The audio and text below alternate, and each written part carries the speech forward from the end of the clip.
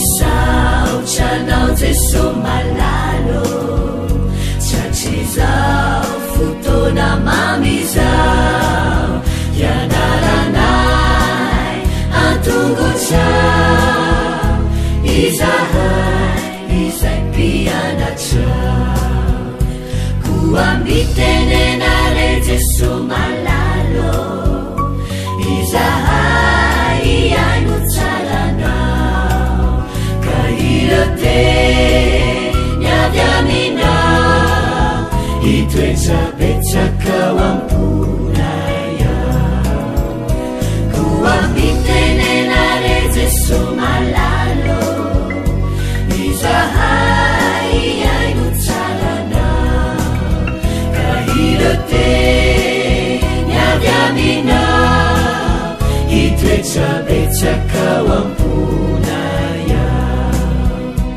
irote niavy aminao itoetsapetsakao amponaya.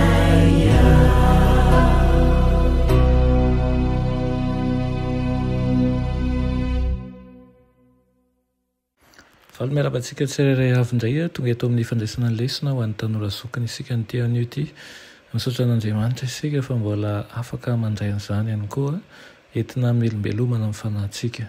Alohan'ny dirantsika ny amin'ny lesona an'io dia vavaka isika.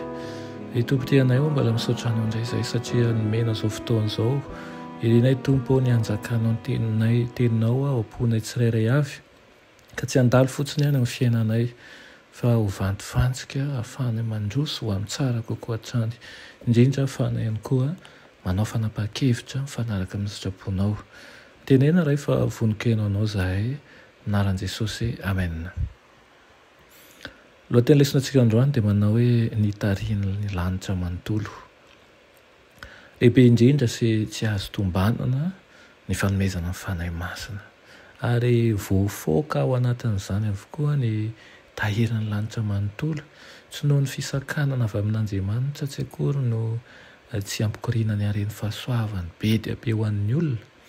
Raha vonana indray avokoa ny olona dia ho feny ny fanahiny izy rehetra.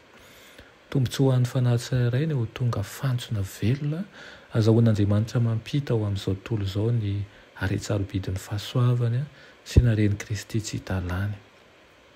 Tsy misy ireny Kristy mihoatra noho ny manana mpanompo izay maneho ny toetrany sy vodiny fanahiny. Tsy misy ilain'izao tontolo izao mihoatra noho ny fitiavan'ny mpamonjy aseho amin'ny alalan'ny olombelona. Efa nomanin'ny Kristy izay rehetra ilaina mba hahatonga ny fiangonany hitovy endrika aminy. Ireny ny anehoantsika ny fifaliana eo amin'ny fiainantsika iseho amin'ny toetra sy ny teny ny fitoeran'ny fanahy masina ao am-po. Midika mihoatra noho ny famelan-keloka ny fivavahan'i Kristy. Milaza fanesorana ny fahotana izany sy famenoana izay bangy izany amin'ireo fahasoavan'ny fanahy masina. Milaza fanazavana avy any an-danitra izany ary fifaliana ao amin'Andriamanitra. Milaza fo efa nanafoana tanteraka ny izao izany ary voatahy noho ny fitoerana sy ny fanatsehan'i Kristy. Madio sy afaka amin'ny fahotana ny fanahy izay toeran'i Kristy.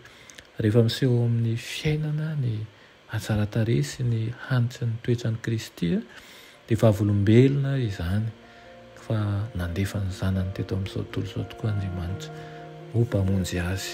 Tsy mibaiko ny mpanaraka azy hiezaka hamirapiratra akory Kristy hoy izy hoe aoka hazava ny fahazavanareo. Raha efa nandray ny fahasoavan'Andriamanitra ianao dia ao aminao ny fahazavana. Esory izay manakatsakana dia hamirapiratra ny fahazavan'ny voninahiny ka hanangoropaka ny aizina izay ampisava azy. Hambabo ny olona ny voninahitra avy amin'ny Kristiana izay honenan'i Kristy hisy hira-piderahana sy rempisaorana ihany koa avy amin'ny fanahy maro azo ho an'Andriamanitra ary hikoriana hiverina any amin'ilay mpanome lehibe ny voninahitra. Irina mba ho tanteraka aminao ny izany ka ho mpanaradia izay tena hazava amin'ny fahazavan'i Kristy tokoa ny isika. Amen.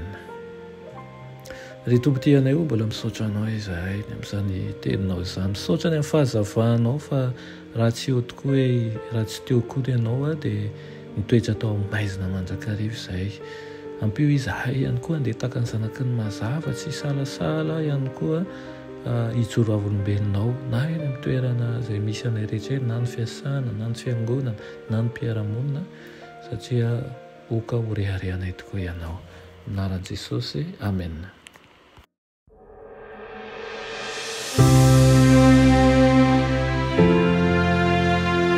Mianatra eo an-tongotra Jesosy isan'andro.